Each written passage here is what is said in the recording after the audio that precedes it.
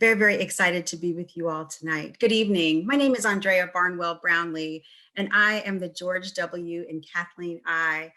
Director and CEO of the Cummer Museum of Art and Gardens. I am so excited to see the numbers keep climbing. 142 people have currently joined us, and we look forward to welcoming more.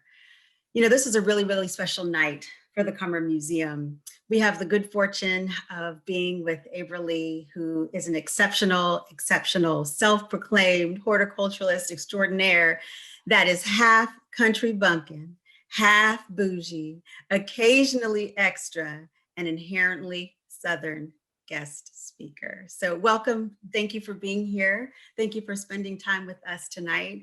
We're so delighted that you have taken time out of your busy schedule, even in the midst of COVID, to be with us tonight. A bit about Abra Lee before we get started. As many of you all know, Abra Lee earned a Bachelor of Science degree in horticulture from Auburn University, the College of Agriculture. You know, she also earned a prestigious Leadership in Public Horticulture Fellowship at Longwood Gardens, but it wouldn't be possible for us to bring special events like this to fruition without the support and care and generosity of so many people that support the Cummer Museum. And this particular lecture and this program is made possible by Jim and Joan Van Vleck. I also want to make sure that I underscore that this program is part of the Cummer Museum's series entitled Culture and Conversations. I know a lot of people could not be here tonight for various and sundry reasons. And I just want you all to know how special it is that you all have taken the time. I say all the time, you can't get this time back. This is the one thing you will not be able to get back, is the time that you have committed to spending with us tonight. So all 166 participants that are currently with us via Zoom tonight, we're delighted that you're here.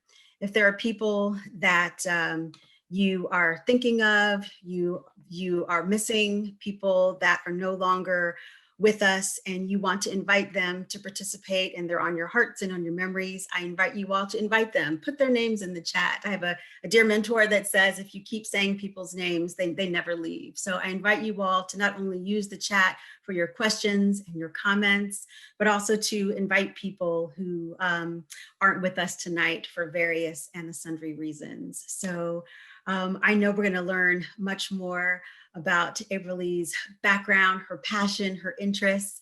And without further ado, I'll turn it to her for the Invincible Garden Ladies. Thank you for being with us tonight.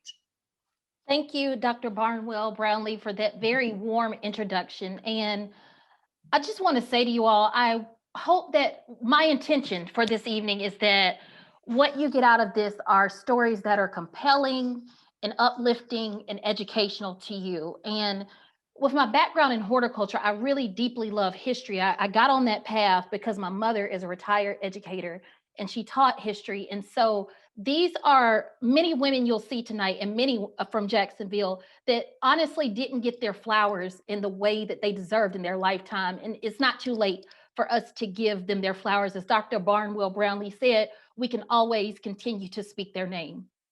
And with that, we're going to get started talking about the people that just inspired me on my journey, these Black women who laid the foundation for the horticultural house that I stand on, the Invincible Garden Ladies.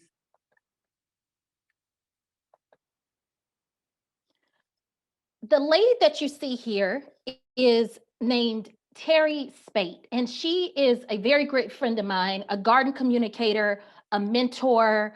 She's a podcaster, a speaker, and this comment that she said to me, it honestly lives rent-free in my head.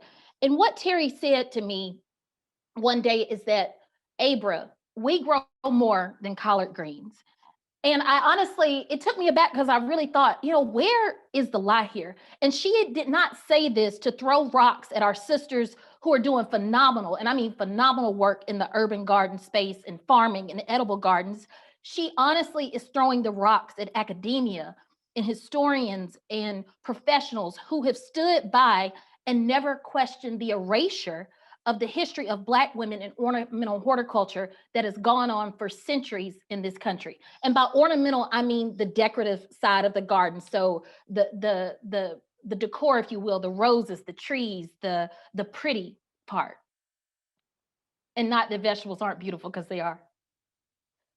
And what history has put us in is a box, honestly. It seems to be that this is the only way that we are remembered.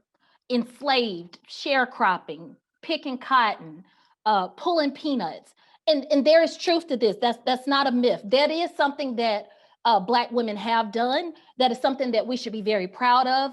Black women were brought here in bondage because we were exceptional and still are exceptional cultivators of the soil. And that's also still one side of the story. And when you see a picture like this, what I want you all to still see in these women is that these were sisters, and they were friends, and they were aunts and dreamers, and things like medicine women and priestess and lovers and fighters and intellects and skilled laborers. They told stories like what I'm telling you today. And yes, they were also enslaved.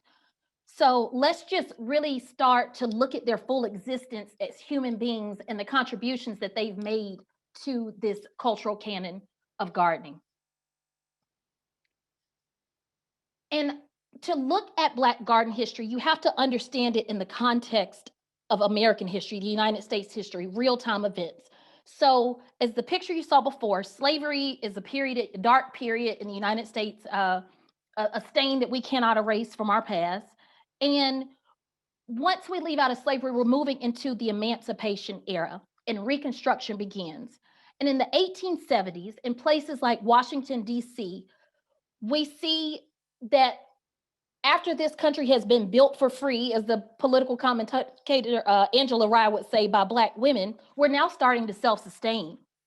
And I must say, I don't know if she's on here, but I do have to thank my colleague and horticulturist, Wamboy Ippolito, for sending me this picture, because it was around the year 2010, I had started reading stories and learning about these Black garden women, these flower vendors from Washington, D.C., and I'd never seen them until spring of March 2020. And these are women that came into our nation's capital. They came in on their horse-drawn wagons with trays of flowers. You can see it in the picture, literally. And this is from an artist rendering for a publication back in June of 1870. And they brought plants in clay pots. They filled these baskets with bouquets, and they lined up along the streets of the Potomac. And when the spring came is when they showed up. So there was no arrival of spring until these women showed up. So honestly, local celebrities in every sense of the word. And I say that because they were compared to their counterparts in Europe for how beautiful and striking they were in these beautiful colors with their beautiful flowers. And I must say that these are the original flower farmers. And what you see in front of you is a mobile nursery. So just to call them vendors is not doing them enough justice. They are actual plants women. And why were these stories, so many of them, lost to time? We don't know these women's name, but honestly, we should. And I have a theory about this, and it's not an original one, but if you compare it to many other elements of the way Black women have been erased in history, just follow me with this and see where I'm going. It's Black women like the one that you see in front of me, born in Jacksonville, Florida. This is a lady named Esther Lottery Bartley. I'm sorry, Esther Napoleon Lottery Bartley. And she was born enslaved at Kingsley Plantation in Jacksonville. This is a woman that was bought and sold several times in her life. And the famous story about Mrs. Bartley, who is called Aunt Easter, and I say aunt in air quotes, and I'll explain that later. She's called Aunt Easter in our history text, is that when the Union soldiers came and they were occupying and destroying the South, a lady that she was working for, the mistress of the house, asked her to hide the jewels and to hide her children as well. And Aunt Easter, again in air quotes, was known for her intellect and just being this wise, wise woman. And what she decided to do was walk these children, hold them by the hand, and walk them right up to this Union army, and said that the children were so excited because they wanted to see victorious soldiers. So the children were saved. She hid the jewels away. And what she got in return for that was the money and the means to travel back to Jacksonville after the war, where she was reunited with her family. And notice that she's wearing this beautiful white head wrap and also her calico dress. That's also what she's known for, this specific look of on Easter. Now, this man that you see on the left is William Lanier Hunt. He is a famed North Carolina horticulturist, and he is someone that noted around the 1940s era that many of the Black gardeners were the ones that preserved the rare flowers, what we call heirloom flowers in this day and age, after the Civil War was over. These homes were burned down, places were ruined, gardens were deserted, and it was the informally enslaved people, the uneasters, that came back and took the plants and propagated them and took cuttings of the root and saved many of the plants that we have today from the old countries of Europe like Spain and England. These people were the gatekeepers of some of these magnificent and rare flowers. And one who is, I would say, the most famous one of them all, at least famous to me, is Aunt Phoebe, again in air quotes. She is a formerly enslaved woman from Mcleod Gardens and Plantation in South Carolina. And after the Civil War was over, the Drayton family, who still runs the garden to this day, they needed income. And the plantation was reimagined, I should say, as a public garden. So people like Aunt Phoebe, who used to be enslaved there, were now serving as these uncompensated, unpaid y'all tour guides. Now, I don't know if you've been to Magnolia, but I have been there, and I have been there in the dark, and it is, you got to know that property. You really do. And this is a woman, the lady that you see on the right, Aunt Phoebe. She's a woman that led people down sandy paths and swampy land along the banks of the Ashley River in Charleston. She pointed out rhododendrons and azaleas and stuff like sweet shrub, stuff like spirea, and just fields of flowers. And I don't know what y'all call it, but the last time I checked, this is what we call a plants woman, and this is what we call a horticulturist in this day, and this is what we call a garden expert. They're certainly not more than what have been labeled as a tour guide. So why are we ignoring these women? Why is their story just either untold, undertold, or just not acknowledged? And I think the answer lies here. And you saw the pictures of Aunt Easter and Aunt Phoebe, Hattie McDaniel, and Gone with the Wind. And I think there's multiple reasons here. Number one, the mammy attire was incredibly popular at the turn of the century. And then also, these are, let's just keep it a buck, these are dark-skinned Black women. So the people who carry just the weight of America on their shoulder and are consistently given the shortest stick. And if you look at Mammy, it's to the point of it being a character of this easygoing and loving and happy Black servant. And that is what many of these plants women were hidden in plain sight as. Also, I keep saying Aunt Phoebe and Aunt Eastern air quotes because unless they really are your aunt, and I doubt it, certainly not my aunt, they're not your aunt. And that came from white people of the era not calling Black women and Black men who are older honorific titles like sir and madam and Mrs. So it really is Mrs. Phoebe. It really is Mrs. Esther or Mrs. Bartley, if we want to be correct on that, as we should be. And I think that that's the least that we can do to these women is to call them by their name and give them those honorific titles they deserve. No different than an Aunt Jemima or Uncle Ben's who aren't our aunt and uncle. Now, when I think about the everyday garden woman, early in the late 1800s, early 19th century, I think about somebody like Carrie Steele, Pitts Logan, who actually is I'm calling her an everyday woman, but let me tell you, she ain't just anybody. She is a very famous and well-known Black Atlantan. And I think about her and I think about the grandmamas who taught children how to garden. She is a woman who was an orphan herself and opened up this orphanage home that is still in existence today in Atlanta. It's been moved and all that other stuff. So the original building isn't there. However, I do want to note that she's buried. This is just a sidebar because it came to my mind. She's buried in Oakland Cemetery in Atlanta. This is a beautiful cemetery in downtown Atlanta. And I got to tell you, it probably is my favorite place to go see plants out of all the places in Atlanta. And it's open 365 days a year. It's a public park, so you should go. when you're there, but I digress. What I want to say about Carrie Steele is that in the late 1800s, someone came to interview her about her work and her business and taking care of these kids in the orphanage. And a very interesting thing happened. The reporter goes on to go into great detail about the gardens there. They came for one reason, but they start talking about another thing. And this is the sketch that was used of her at the time. And this is also the sketch that was used to describe the Carrie Steele. You can even see where they wrote Carrie Steele orphan and the children. And look at the activities of children. The little girls are watering flowers. The little children are hoeing the trees. And what the reporter talks about is that these children were assigned tasks such as weeding, doing the landscape, training the vines over the porch windows, that they planted violets and chrysanthemums in winter. And this was a time in Atlanta when the residents were favoring a very sparse landscape. So when we think about who was teaching in teaching these garden practices back in the day, it was the people like Carrie Steele, the ladies who don't necessarily get recognized for the contributions that they made, but definitely should. Then also people like these nameless teachers, that names we may never know, that taught at places like Tuskegee. And this is the children's school. This is a school where the children of Tuskegee staff and townspeople went. And now I don't know about y'all, but Dr. Barnwell Brownlee had mentioned I graduated from Auburn, and shout out to Auburn, by the way, War Eagle to any Auburn Tigers in the audience today. This is what a horticulture class looks like. Besides when you're outside learning and you walk up to the tree and have to learn the tree, this is what the lab looks like on a rainy day. And if you look closely, every little Black child is sitting at a desk with a pine cone or a pine needle.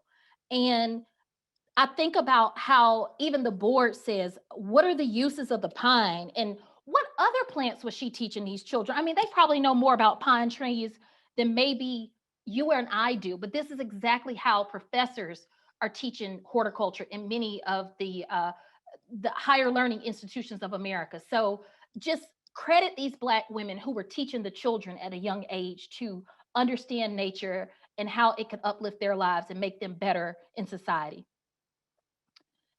And one more thing I want to say about unnoted women, another example in higher learning are these Black women and maybe even Native American, because I will say at Hampton's beginning, there were many Native American students there as well.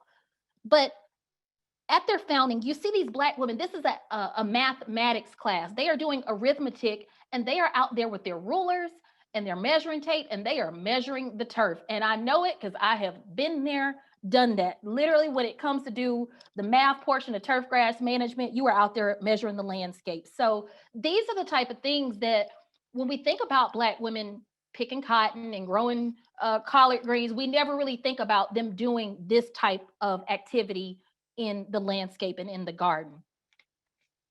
Now, one woman's name we do know is Margaret Murray Washington, and she is the third wife of Booker T. Washington, who is considered the Wizard of Tuskegee, graduated from Hampton, a very controversial figure in Black history for the reason that he really heavily promoted vocational education, as opposed to somebody like W.B. Du Bois, who really spoke to Black intellectualism. And another sidebar, W.B. Du Bois is the one that spoke the words "conquer the soil," and that's how I got the name of this company. Now back to Mrs. Washington. She traveled with Booker T. Washington, and they went on a trip to the UK, and they went to Swanley Agriculture in England. And there they saw women in an agriculture school learning the skills of chemistry and biology and arithmetic, but doing it applied to the landscape. And so they decided to bring that same curriculum back to Tuskegee, and they taught these Black women who were in an outdoor, literally it's called outdoor work for girls, an outdoor work class. And they learned the care and use of tools that you use in a landscape. They learned floriculture, they learned trimming, they learned shaping of the beds, they learned landscape gardening, they learned how to care for shrubs. They learned everything I learned in horticulture school, to be honest. And a thing about Tuskegee at that time is that people knew how valuable education was. And I'm not saying they don't know that today, but what I am saying is that it was the expectation that you were going to take the knowledge you learned and bring it back into your community. So when we think about who brought the knowledge of beautification back into these communities in Alabama, it was oftentimes, many times, Black women. Now we're going to leave academia and start talking about some of the business women. And this woman, if you've ever seen me speak before, you know I speak about her because she is just everything to me. The icon, Mrs. Bessie Weaver. This is a successful businesswoman, early 1920s. And when I say successful, remember her picture because you'll see her pop up again later. I have a little surprise for you. Here she is looking like a new bag of money, okay? And she really was that. And she was excellent at what she did. She was heavily involved in business leagues for Black women. So, not just supporting women in terms of horticulture work, but supporting them in terms of activism and having Black women, encouraging them to build their own wealth. And she spoke at national business conventions to Black women directly. And she kept it 100 though. She owned that she had to save her money from being washing clothes. She washed clothes and saved her money until she was able to build up her floral business. And one thing about Mrs. Weaver is that she didn't just talk the talk, she walked it. She taught classes to other Black women on how to build their own successful floral business. She grew her own geraniums. She propagated her own plants until she saw she had more success. And she had an extensive design portfolio, and she was known for her vivid mixing of colors and textures. And this is somebody that I never heard of, like ever, sitting in horticulture school. And honestly, in history classes growing up. But if I don't know how my career would have changed if I had known about her, but I'm certainly that it would have some way. Now, I will say the Cummer Museum has been so gracious to have me there this evening, and Jacksonville has entered the chat. So some of you may recognize this woman, a woman named Blanche King. And listen closely as I talk a little bit more about her and her name. She was a very successful business owner, and she was the owner of the Evergreen Florist. It opened in the 1920s in Jacksonville, Florida, and was the first Black florist in Florida. And when she had a grand opening, she had a grand opening, okay? The Shields' famous jazz orchestra performed. There were hundreds of people that showed up for this occasion. And Mrs. Blanche King was actually named Mrs. Blanche King Hurston. She was married to a gentleman named John Hurston, a successful Jacksonville businessman in his own right. Now, what's really incredible about Mrs. Hurston, Mrs. Blanche Hurston, is that she had a farm in the Spring Park neighborhood of Jacksonville, and she grew her own flowers for her floral arrangements. So what does this mean? This means that Blanche Hurston had a deep knowledge of horticulture. And on top of that, this woman was a deaconess at her church. She had a side business making the tucks for the cemetery, not the cemetery, the coffin, the cloth that's in the casket. So if you're a deaconess at a church and you are in good with the funeral homes, you are getting it in with your flower coins, believe me. So remember the name that I'm saying, because some of you in Jacksonville catch what I'm saying, and the ones who aren't there, just keep following me. Now, the picture you see on the left, I apologize about it not being the best, but this was the only one I could find. The left is her flower shop, and this is a centuries-old flower shop that stood there for years. And the right is the Hurston home that John and Blanche Hurston own. And I'm sad to say, and again, excuse this picture, it's the only one I could find, that in April of 2013, the flower shop was destroyed. The church that owned the shop lost it to taxes, and a developer quietly destroyed it. This piece of history, when I think about people like the famed landscape architect, Black landscape architect Walter Hood, and he says, Black landscapes matter, this is what I feel like he means. And this is what exists there today. That is not my little egg silver card. That's just a Google, like a Google area shot. But her building is gone, and it's 2021. We had the opportunity to save this. And I'm not blaming anyone in Jacksonville. I'm just saying, when we don't know these stories, we don't protect these things. Now, John Hurston was the brother of Zora Neal Hurston, the Zora Neale Hurston. Zora Neale Hurston lived in Jacksonville from her teenage years, for 10 years, from about 1904 to 1914. And she lived with her brother and sister-in-law, Blanche Hurston, off and on between, I think, the 1920s to the 1940s. So she was there at that shop, at that house, over and over again. Yes, Zora Neale Hurston saw the flower farm. This is the type of thing that is a big, big deal. And if you're young and you're on this call and you don't know who Zora Neale Hurston is, get the Googling, because she will change your life. She is everything. And Zora Neale Hurston is so incredible in her own right for her contribution to horticulture because of some of the things that she talked about. She wrote a story called The Gilded Sixpence. And Zora Neale Hurston, as a writer, as an anthropologist, as an American icon, was very engaged and insisted on capturing Black folklore, especially in rural communities. And at this picture you see in the left, she talked about this home in a Black neighborhood, and it was the parted down the middle by a sidewalk, and it was edged on either side with quart bottles driven neck down, and it had these flowers blooming cheerily in a helter-skelter way. And what she was describing was a Black vernacular landscape. And this picture actually is from Eatonville, Georgia. I'm sorry, Florida. Oh my gosh, don't throw darts at me, y'all. Eatonville, Florida, Zora Neale Hurston's home.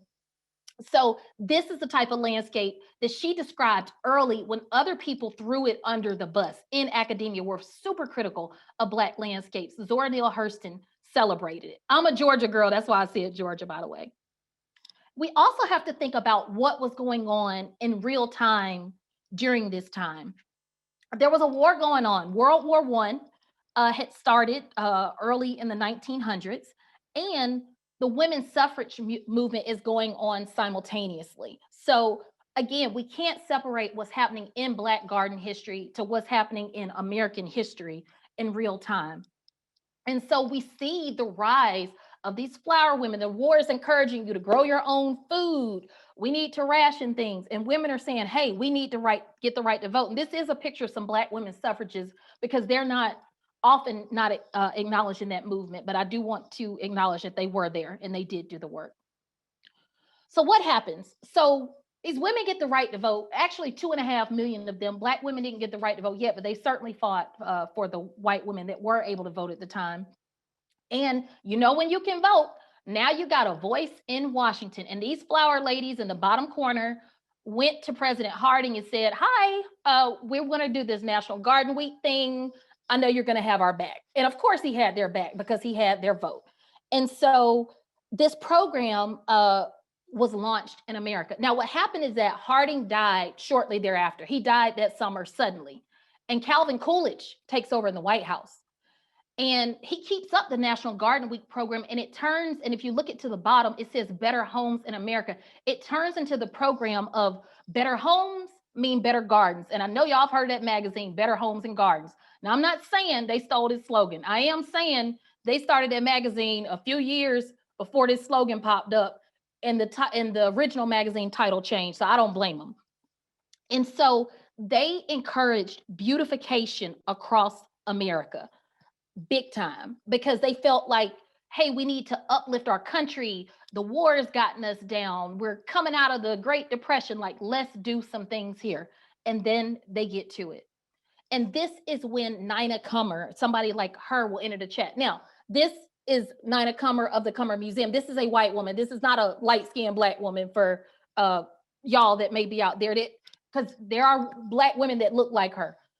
I just wanted to acknowledge that she was one of these garden women. And when we think about them being these kind of just society people that may be just snooty, out of touch, this woman was about that beautification life. She was passionate about her own garden. I saw it with my own eyes. I went down there last year over the Thanksgiving weekend, was very careful to socially distance and wear my mask. You can ask your museum curator, Holly Kears. And I wanted to say, I went there because I wanted to see Mrs. Cummer's garden myself. And she had a deep knowledge of horticulture, and this is documented, and this knowledge is recorded, and her contributions are also recorded. Whose contributions really aren't recorded are somebody like a Blanche Hurston. And this is not to blame Mrs. Cummer. This is just something that we have not been able to capture over time, and we must start capturing in our stories. And Mrs. Ninah Cummer was a leader in Jacksonville. She founded the Garden Club of Jacksonville, which is literally like next door on the same street. She was a leader and founder of the Florida Federation of Garden Clubs. And she just did so much work for parks and beautifications in that area. So I do want to acknowledge that the garden ladies did do this type of work. And it wasn't just garden ladies that looked like Mrs. Cummer. There were garden ladies that were Black that did this work. And garden clubs with Black women are spoken of as early as the 1920s, but in 1932, the grandmother of them all, the Negro Garden Club of Virginia, is founded. And 10 years later, they have their anniversary and they launched this handbook. And this is a text that is to be shared by Black women. They're going to study it, their garden meetings. And a woman by the name of Eleanor Roosevelt, who is the First Lady of the United States, writes a letter. And it says, "Dear Mr. Williams, she's so happy to support this club, and she knows of nothing except a garden that gives you these pleasures." So what I've been trying to figure out all these years is how in the world did Eleanor Roosevelt, the lady that you see on your left, how did she know Dr. Williams, Dr. H. Hamilton Williams, who was the editor of the Negro Handbook of the Garden Club of Virginia? Well, I have a theory. I have not proven this. So fact checkers, don't check me. I'm just trying to connect some dots. And I deeply believe that one day we will find the answer. But I think there may be a possibility this could have been the way. Mary Mcleod Bethune, a person that is incredibly important to Florida, to Jacksonville, to Daytona Beach, to the United States of America, and honestly to the world. Now, during this time, she had already formed Bethune-Cookman College, what is now known as Bethune-Cookman. And in 1935, Mrs. Bethune founds the Council of Black Women, which is a Negro council in New York. And she's also the president of the Women's NAACP. And in 1936, FDR, Eleanor Roosevelt's husband, appoints her as an advisor and an unofficial member of his Black cabinet. She's an academic. She's a heavy advocate for vocational education, like a Booker T. Washington, opposite of the thoughts of somebody like a Ida B. Wells, who pushed intellectualism, like a W.B. Du Bois. And she is the highest ranking Black woman in government. And she was spending a whole lot of time in that Virginia Peninsula area. So if I were a betting woman, and I'm not, I would certainly bet the farm that the White House probably got tipped off by somebody like her, because there is no reason that Eleanor Roosevelt would have written the foreword to the book. Now, I'm working on a book, and I can tell you right now, I will fall out of my chair if Mrs. Obama wrote the foreword to my book. So that's a pretty big deal when a first lady is writing an intro letter to your book. And these garden clubs were formed and they spread like wildfire. They're in Georgia, they're in Alabama, they're in Wisconsin. It's not a state that honestly that they're not in. And these are just some pictures of some of these ladies. You can just see how beautiful they are. I mean, just incredibly beautiful. And even the junior club formed. So this is up in Illinois. These are some young girls that have won their Yard of the Month award for what they've done with their flowers. Just absolutely stunning. And I think about people like the lady that you see on the left. Her name is Mrs. Irma Thompson. She is the founder of the Ever Blooming Garden Club of Virginia. This is one of the original 7 clubs of the Negro Garden Clubs of Virginia. And what you see the lady in the middle holding is a sign that says Clark Oak. Now, this is something that I can't just say is only happens in Black communities, but definitely it's naming plants after people you know.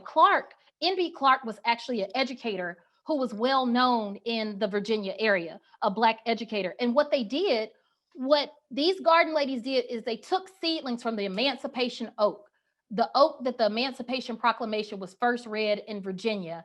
They took seedlings from that tree, grew them, and planted them at an elementary school in the Hampton Roads area, the Booker T. Washington Elementary School.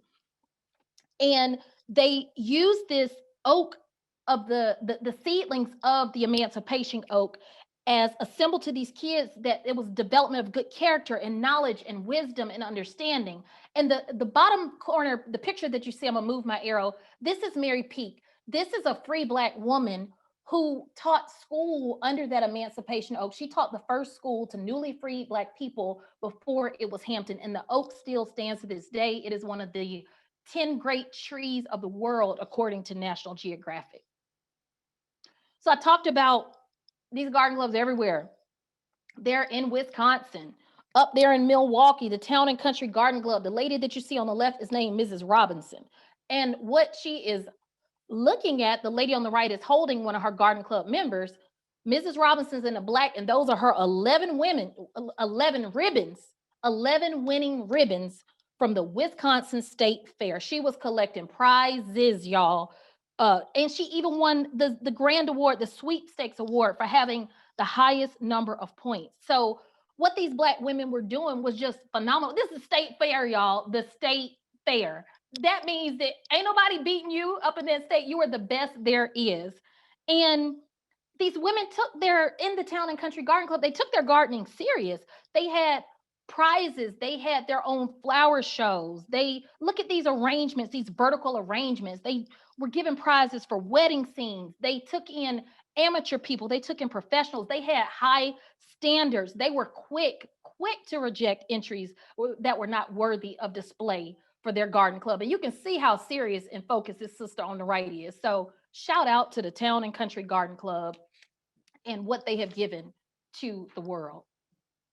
And I can't not state the importance of this group, our garden club in vicinity of Philadelphia, which is the longest running garden club that has never ceased to exist. And they do incredible work up in Philadelphia. And there's some people I'm going to thank at the end of the presentation that introduced me to some of their members. And I also must say, I don't think Eve Rickenbacker is on this call, but if she is, she's doing incredible work to collect the stories of this club. And she's a PhD student out in the University of Seattle, Washington. So Eve Rickenbacker, if you see her online, follow her and support her work. So our garden club in vicinity is founded by a lady named Harriet Wright Haynes, who's in the middle of this picture. And I have been fortunate enough to virtually meet two of the members of the club who have been in that club for a very, very long time that are still around today. So I just wanted to acknowledge them. If they're here today, Dr. Ball and Mrs. Wright, we thank you. Jacksonville has re-entered the chat, y'all. And if you're from Jacksonville, you know this beautiful woman, Mrs. Eartha White, the humanitarian, the businesswoman, the philanthropist, the activist. And she had a lifelong commitment to helping others. And what I learned through Adonica Toller from the Ritz Theater is that Mrs. White was a huge supporter of Black Jacksonville garden clubs if she wasn't a member herself. And I know of two names of garden clubs that exist in Jacksonville at the time of Black women, the Excelsior Garden Club and the West Jacksonville Garden Circle.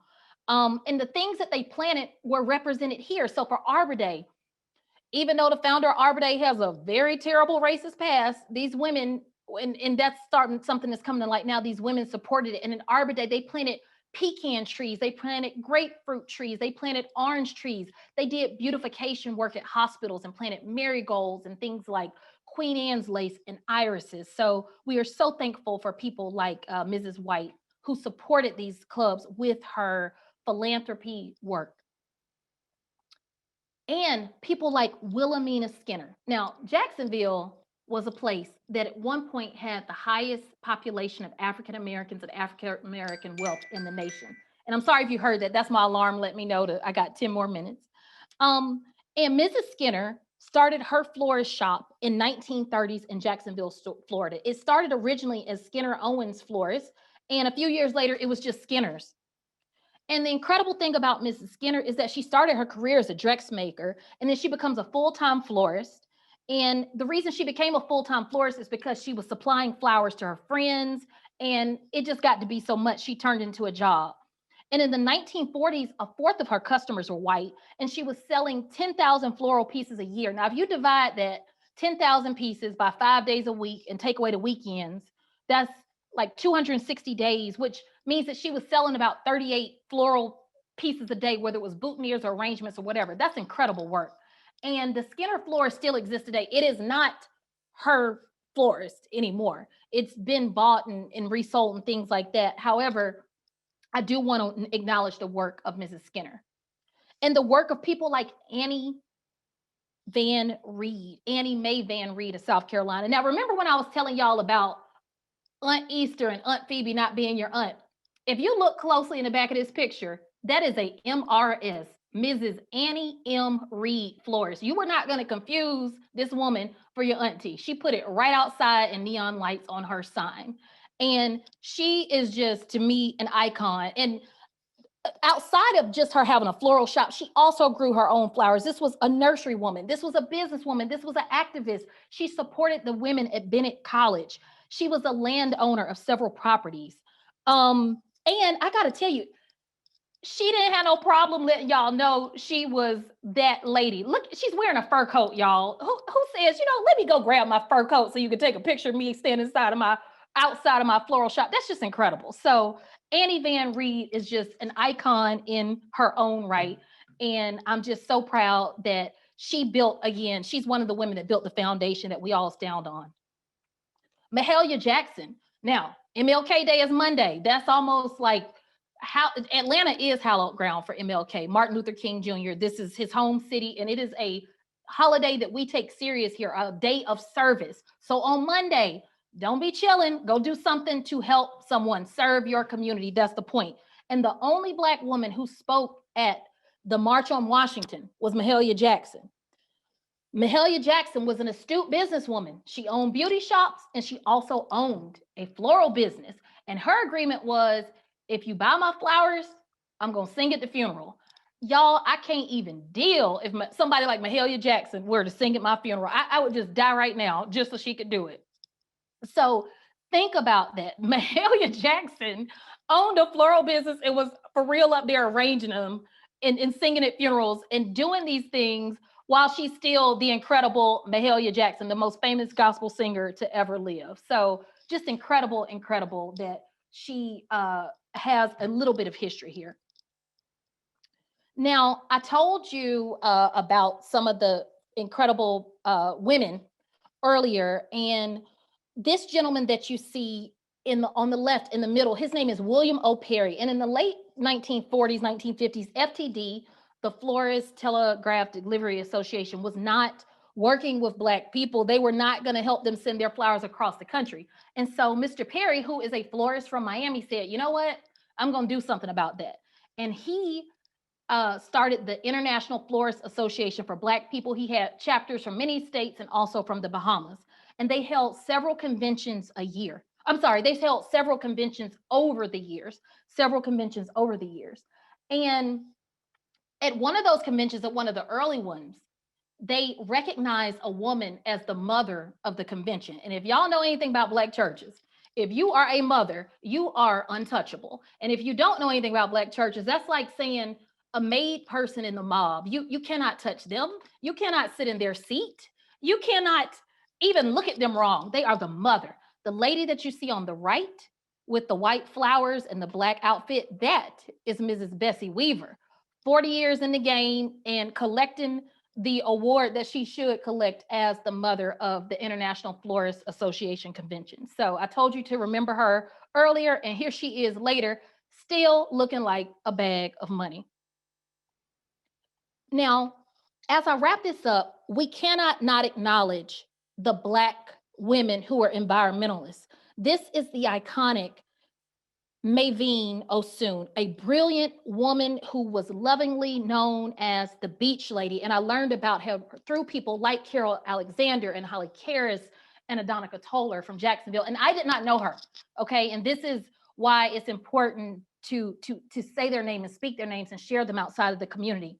Her grandfather was Abraham Lincoln Lewis, who founded the American Beach, which is on Amelia Island. It's right outside of Jacksonville. And this is also the sister of Dr. Janetta Cole. Now, I told you all these wonderful things about these women, but what I'm not even sharing with you today, because we only have like 45, 50 minutes, is some of their backstories.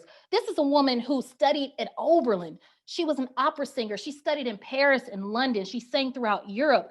And in the 1980s, she had the courage to protest the environmental policies of Ronald Reagan. So I want y'all to understand that this is what environmentalism looks like as well. It's not just a white man holding on to a tree, with a sign. It looks like me. It looks like her. That is what environmentalism looks like. So Black women making these contributions go way beyond just garden women.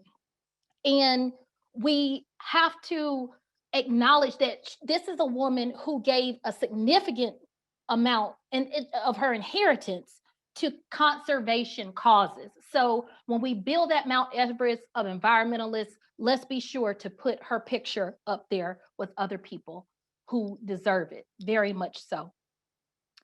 And I want to wrap up tonight talking about another thing that really lives rent free in my head. And I hate to say that again, but it's true. I was listening to a gentleman speak, Dr. Chika Akua at Clark Atlanta University, and he was talking about Black children in education. And something that he pointed out really struck a chord with me because I am this child. So I'm talking about these Black women. This is just a handful of them. I'm talking about a select few.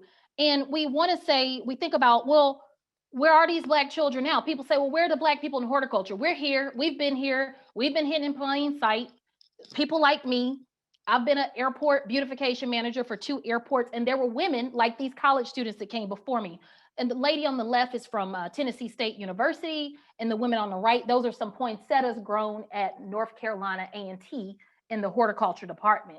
And what Dr. Akua talks about is that PWIs, the predominantly white institutions like Auburn University, when Black children go there, historically, their intelligence has been called into question. However, when they go to the HBCUs, the historically Black college and universities, their intelligence is called into action. And so I think that we should demand that people who may look different from you, people who aren't part of the good old boys club, people, Black, Native American, non-binary, if someone is different from you, do not call their intelligence into question. Call it into action. These are the type of people that are getting overlooked in these bigger institutions. And it's not just limited to academia. It happens in cultural institutions. It happens in botanical gardens. It happens in museums. So let's do a better job of calling new voices into action and not letting them fall through the cracks. Now, I say it's an old Black proverb, and I don't really know that it's an old Black proverb, but Black people have heard this many times. We ain't new to this. We are true to this. So what I want you all to understand is that this what you see today, this is what happens when we tell our own story. I, a Black horticulturist, a person who is a self-taught scholar of Black garden history, when I tell the story, this is what it looks like. This is what it sounds like. These are the people sitting at the table. These are my ancestors. You're an American, in American history, these are your ancestors. These are women that contributed to the world. So that is why it's important for us to tell our own stories, because we will tell them right, and we will tell them well. And the last thing I want to say, I have 1 minute, is I have to thank some people here. So I kind of saved it like church, the announcements for the end. I'm going to read this because I want y'all to hear this. I want to thank Holly Karras, the chief curator for the Cummer Museum, for bringing me in. I want to thank Emily Moody, who is the managing event and program producer for Cummer. I want to thank Dr. Andrea Barnwell Brownlee, who is the CEO of the Cummer Museum, Adonica Toller, the museum administrator with the Ritz Theater and Museum in Jacksonville. Everything ain't on Google, y'all. You got to talk to real people. So I just want to put that out there. Carol Alexander, the president and chief creative officer of Mabu, a cultural resource. I may be saying it wrong, but it's MABU. Thank you for welcoming me into your circle and introducing me to so many phenomenal Black women in horticulture that I had never met. Nikisha Elise Williams, who wrote an incredible story on American Beach, and people like Connie Ragsdale, Mrs. Alexander's sister, who is the president of the board of directors of Strawberry Mansion in Philadelphia, and Dr. Wilfreda Ball and Cynthia Wright of Our Garden Club and Vicinity in Philadelphia. Dustin Harwood, a mixed media artist from Jacksonville, thank you for bringing me into your Jacksonville world virtually and putting me on to many people in your community. And to everyone out there, I just want to say thank you. Thank you so much for your time tonight. Thank you for listening. And I hope that this was uplifting and educational and enjoyable for you.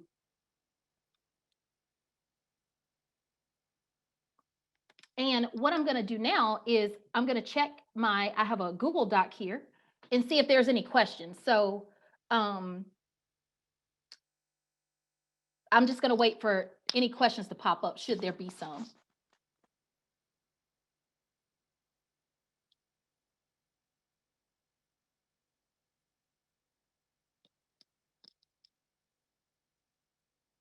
Okay, it looks like there's two things in the chat.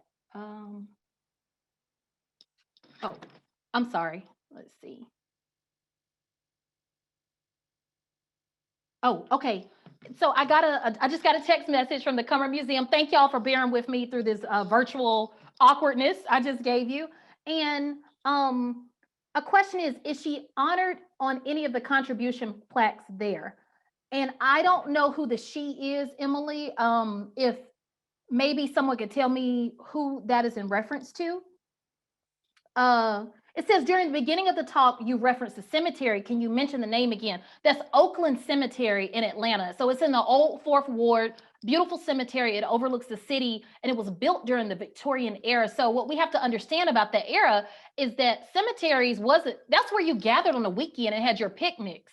And that's where you brought your blanket and your food, and you spent time with your ancestors. And Oakland has a Black section to it. So people like the first Black mayor of Atlanta, Mahelia Jackson, are buried there. Carrie Steele is buried there. Margaret Mitchell from Gone with the Wind is buried there. So if you do get a chance to come to Atlanta, I do recommend going by Oakland Cemetery. It's beautiful. All right. These photos are amazing. Are they available in your book or other resources? I'm particularly interested in I'm not sure what the other one said. So yes, I am writing a book on these women and many others in Black garden history. It will be coming out next year. And I wanted to, so there will be more photos like this in that book. A comment from an attendee, I'm wondering about the potential role of Black horticulturists in Washington Oaks Park, South and Flagler County. That may be somewhere in Florida. I'm not quite familiar with, but that's something that we'll have to look into. Are there more books or articles to read for more info? So I mentioned this earlier briefly. To learn Black garden history, it's not like you go to a garden book. You have to learn it in real time with Black history. So you got to go back like up from slavery, Booker T. Washington. You got to go back to 1619 and move yourself forward. And at the same time, be looking at garden history as well. And then you will start seeing the parallel in the overlap. And I hope that my book will help cover some of those gaps. So that is just an honest answer I can give you. It's not something that can be understood separated from the other. And that's how I'm able to know these things. And it's important because what was happening in America at the time during those historic moments reflected what was also happening in Black people in horticulture and their evolution in the field. How can we encourage the tradition of Black horticulture? Well, that is I don't know. I would love for suggestions on that. I think that we have to stop pretending that people like me don't exist. This is my 21st year in horticulture. I have worked in horticulture in 4 states, in France. There are people who have just found out about me last year, and honestly, sadly, because of the death of Breonna Taylor and the death of Ahmaud Arbery and the death of George Floyd. So a lot of times it takes just incredible levels of racism and Black death and trauma for people to say, oh, wow, you're here.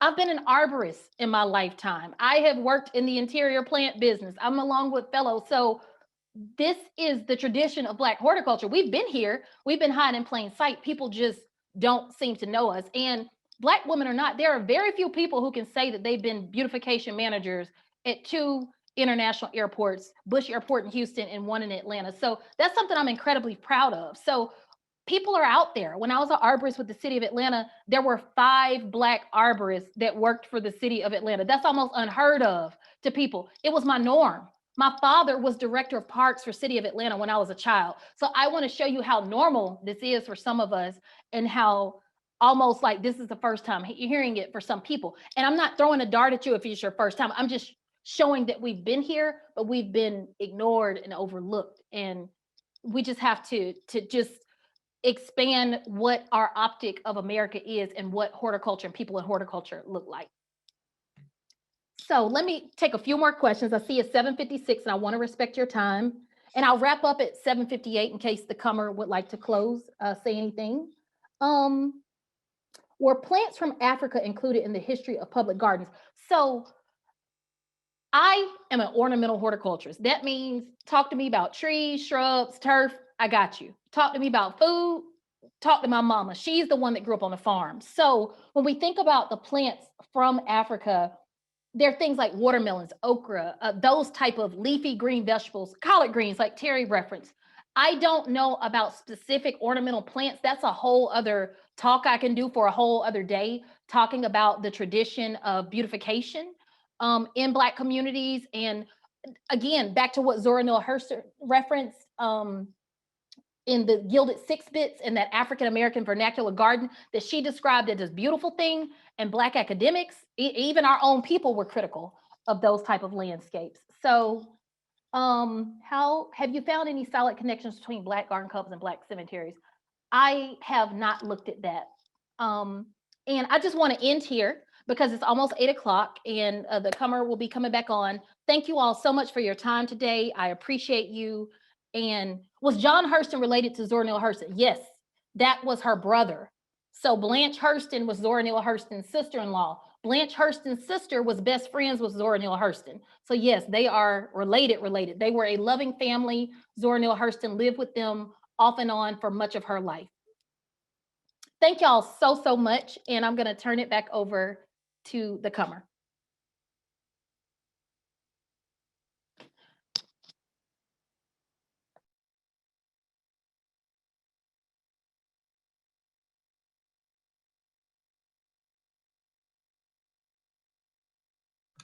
I got so excited, I forgot to unmute myself. I was just really saying thank you so much for your words, for your inspiration, for this extraordinary history lesson. I know the chat room has been fired up. I know that I am personally so compelled and can't wait for our next adventure. I know that many more questions have been coming through the chat and that we have a lot more to talk about. So let's figure out how to continue these conversations and let's strategize and think about our next adventure. As you know, the Cummer Museum is an exceptional place. You've had time to spend time here. You know that from the beach lady to the gardens here, that it's the place to be. Jacksonville is on the move and we just can't wait to welcome you back, both virtually and in person. I'm personally grateful to Holly for setting this up and making certain that you had a chance to spend time with us tonight. And let's strategize, let's figure it out. And I'd be remiss if I did not encourage everyone on this call to join us on Monday, the 18th, on the King holiday. We have many things that are happening at the museum. Thanks to our friends at the Community Foundation. We're open on that Monday and it's going to be free for all. So come take a moment with us at the Cummer. So again, thank you so much, Abra Lee, for being with us tonight. We're really grateful. So many great things are on the horizon at the Cummer Museum and so delighted to be with you tonight. So thanks everyone for coming. We'll see you next time. Thank you. Bye y'all. Bye.